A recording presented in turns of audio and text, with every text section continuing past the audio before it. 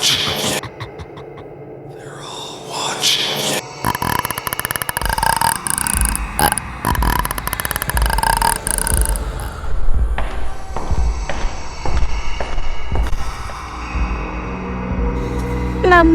आप खाना मत खाओ। मुझे बहुत भूख लग रही है मम्मा, प्लीज मुझे खाने को दे दो कुछ। मैंने सुबह से कुछ भी नहीं खाया है। आपने मुझे सुबह से कुछ भी नहीं खिलाया है, प्लीज मुझे खाने को दे दो। आप कितनी देर से सोफे पे बैठी हुई हो? बाबा प्लीज, मुझे बहुत भूख लग रही है। आप कुछ बोलती क्यों नहीं हो मम्मा?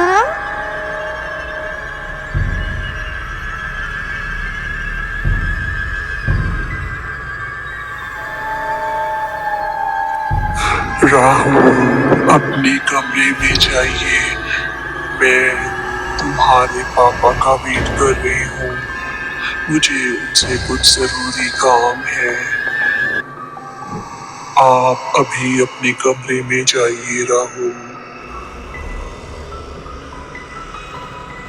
उसकी माँ का व्यवहार बदल गया। उसकी आवाज में कुछ अनूठा था, एक भयानकता जो राहुल को चौंका दे रही थी। वह अपनी माँ को देखने के लिए उठा। उसने देखा उसकी माँ की आंखों में कुछ और ही था, एक बहुत ही अद्भुत चमक, एक भूतिया चमक जो उसको डरा देती थी। राहुल ने देखा माँ का शरीर कुछ अजीब तरीके का हो रहा है, उसकी आवाज बदल रही है, एक अजीब सी भयानक आवाज जो बिल्कुल ही अनजान थी उसके लिए। एक छोटा सा बच्चा जो अपनी माँ को इस तरीके से रूप बदलते हुए देख रहा था, डर के मारे कांपने लगा, थरथराने लगा। धीरे धीरे उसने देखा कि उसकी माँ अजीब तरीके से बोल रही है, भयानक तरीके से। राहुल की कुछ समझ में नहीं आ रहा था। वह चिल्लाने की कोशिश करता, लेकिन उसकी आवाज उसके गले में अटक जाती। वह अपनी माँ को देखता, लेकिन वह माँ नहीं थी, वह तो कुछ और ही था, भूतिया और डरावना, जिसने उस छोटे मासूम बच्चे को अंदर तक हिला दिया। राहुल को ऐसा लगा कि अभी माँ उठेगी और उसको मार डालेगी, लेकिन जो सामने औरत बैठी थी वो उसकी माँ कहीं से नहीं लग रही थी। राहुल बहुत डर गया, उसका मन भरा हुआ था। वो भागने की कोशिश करना चाहता था, लेकिन वो भाग नहीं पा रहा था। वो उस भूतिया चमक में बंधा हुआ था।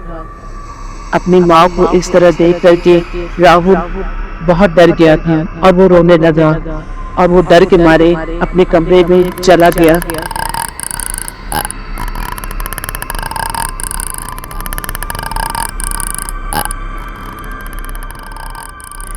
राहुल बहुत डर गया था। उसने हिम्मत करी और जल्दी से वो अपने कमरे में जा करके लेट गया और रोते रोते वो कब सो गया उसको पता ही नहीं चला। तभी बेल बजती है और अनिल घर के अंदर आता है। वो नीलम से शिकायत कर रहा था कि तुमने दरवाजा क्यों नहीं खोला। नीलम चुपचाप बैठी हुई थी। उसने कहा, अनिल मुझे बचा लो, मुझे कुछ हो रहा है, मुझे नहीं मानो, लेकिन ऐसे लग रहा है जैसे किसी ने मेरे ऊपर कब्जा करके रखा है।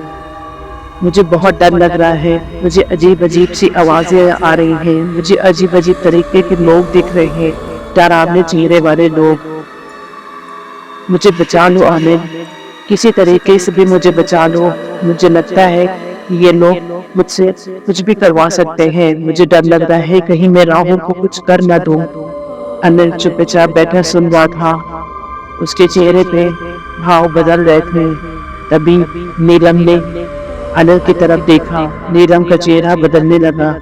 अनिल डर गया। नीलम उसकी तरफ बढ़ रही थी।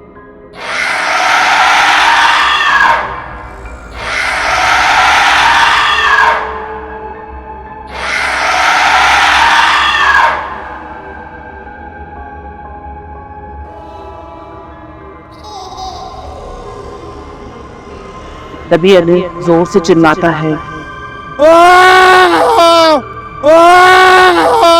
नीलम वहीं बेहोश होकर गिर जाती है।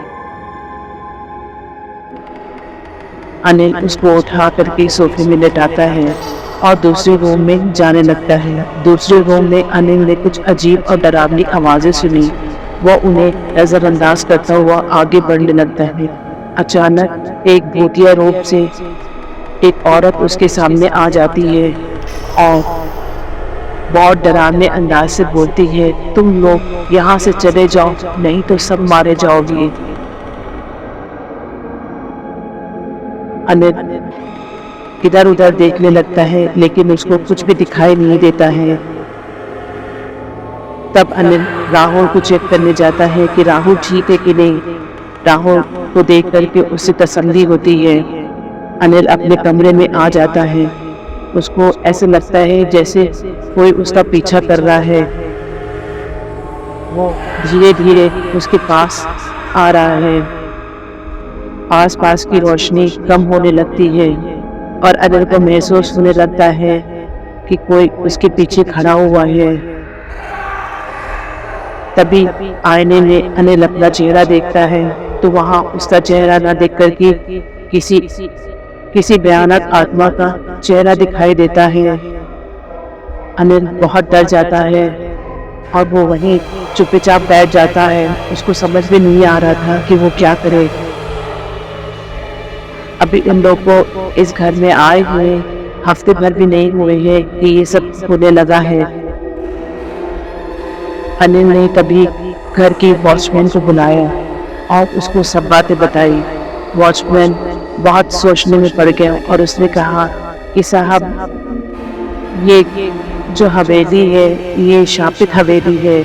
यहाँ पर सुना है साहब ये जो हवेली है ये एक कब्रिस्तान के ऊपर बनी हुई है। अनिल ने कहा कि ये सब मुझे उस एजेंट ने पहले क्यों नहीं बताया। मेरी फैमिली के साथ अजीब अजीब तरीके के हादसे हो रहे हैं, मुझे ये जगह ठीक नहीं लग रही है।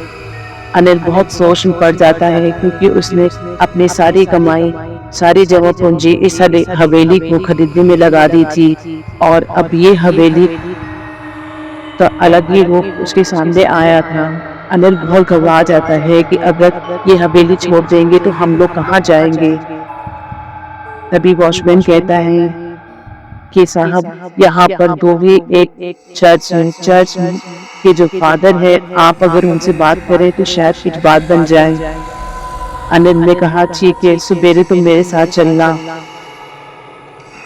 साहब कहीं सवेरे देर ना हो जाए, हमें अभी चलना चाहिए। अनिल वॉचमैन के साथ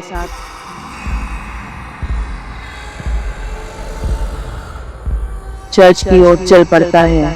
हैलोवीन की रात थी, चारों ओर हैलोवीन की सजावट दिख रही थी। लोगों ने अपने घरों को भूतिया रूप से सजाया था, अपने चेहरे पे भयानक मास्क पहने से।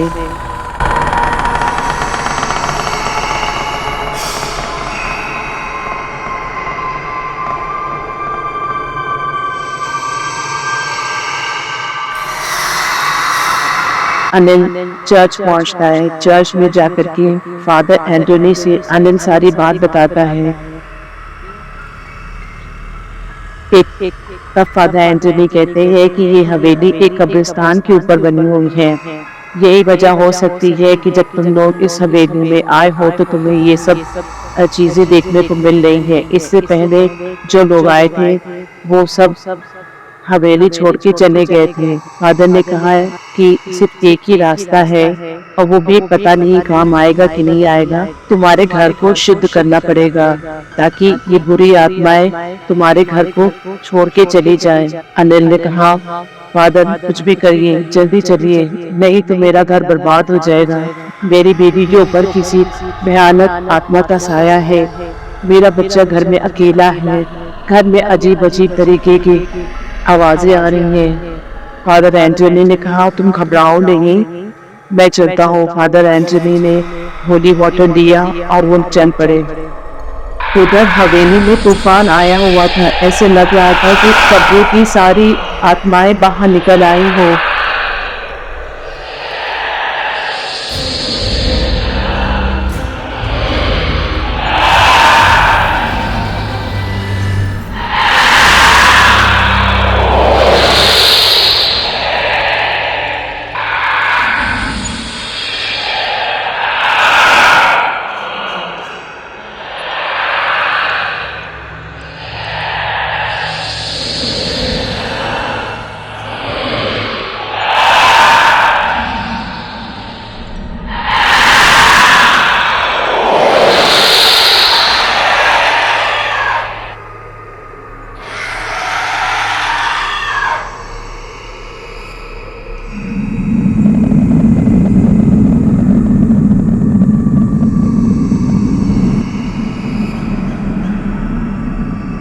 नीलम अपने कमरे में सो रही थी। अनिल चर्च गया हुआ था। तभी नीलम की आंख एक बहुत ही जोर से शोर की वजह से तभी नीलम की आंख खुल जाती है। लाइट नहीं आ रही थी, बाहर बहुत तेज बारिश हो रही थी। नीलम धीरे धीरे अंधेरे में आगे बढ़ रही थी। तभी उसको ऐसा लगा जैसे कोई उसके पीछे चला आ रहा हो।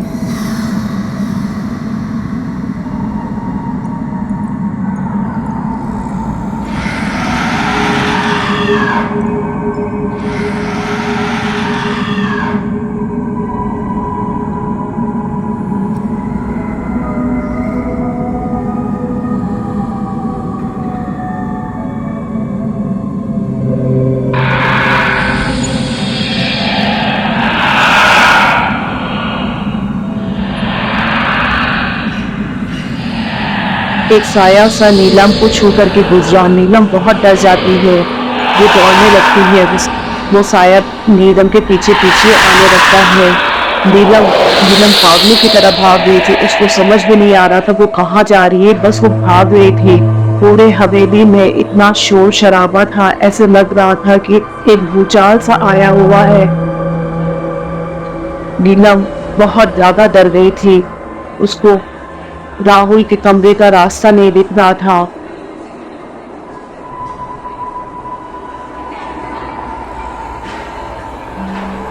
उसको राहुल की बहुत फिक्र हो रही थी। वो दौड़ते दौड़ते बड़ी मुश्किल से हवेली के दरवाजे पहुंची।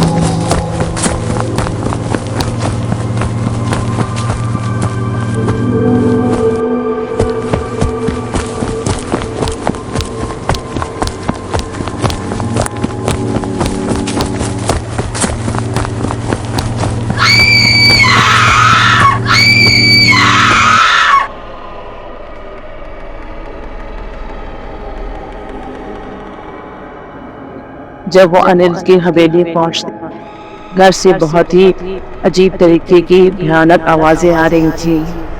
हवाएं बहुत तेजी से चल रही थी। फादर एंटोनी को लगा कि जैसे कोई इनको अंदर आने के लिए मना कर रहा है। फादर एंटोनी ने अपने झोले से नमक निकाला और हवेली के मेन गेट में डाल दिया। अनिल के पूछने पर उन्होंने बताया कि इसको बुरी आत्माएं पार नहीं कर पाएंगी, पर हम आराम से घर का शुद्धिकरण कर लेंगे। अनिल ने कहा, बुरी आत्माएं घर के अंदर तो नहीं आ पाएंगी, लेकिन जो घर में बुरी आत्मा है उनका क्या होगा। तब फादर एंटोनी ने बोला, ये होली वाटर रख, किसी भी चीज का महसूस हो तो तुम अपने अगल बगल ये होली वाटर डाल देना, तो तुमको नुकसान नहीं पहुंचेगी। फादर की नजर नीलम पे पड़ती है। नीलम कुछ बड़बड़ा रही थी। फादर नीलम के पास जाते हैं और उसके माथे पे हाथ रख देते हैं। जैसे ही फादर उसके माथे पे हाथ रखते हैं, नीलम का चेहरा जलने लगता है और ऐसे लगता है जैसे बुरी आत्मा छटपटा रही है।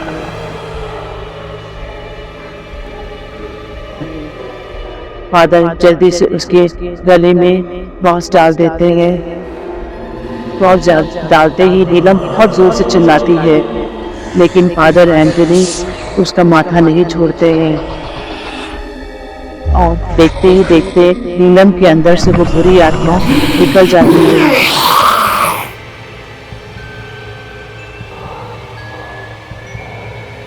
फादर कहते हैं, ये हवेली एक शापित हवेली है। ये कब्रिस्तान के ऊपर बनी हुई है। तुमको यहाँ से चले जाना चाहिए। तुम्हारी फैमिली से ही सलामत रहेगी, यही तुम्हारे लिए सबसे बड़ा खजाना है, क्योंकि यहाँ जो बुरी आत्माएं हैं वो इस घर को कभी नहीं छोड़ेंगी। अनिल ने कहा, फादर आप सही कहते हैं, यहाँ से चले जाना ही सही है। पैसे तो फिर भी कमा लेंगे, लेकिन फैमिली सबसे बड़ी चीज है। और अनिल वहां से चला गया। वहां पर रहने वाली बुरी आत्माएं उनको जाते देख रही थी।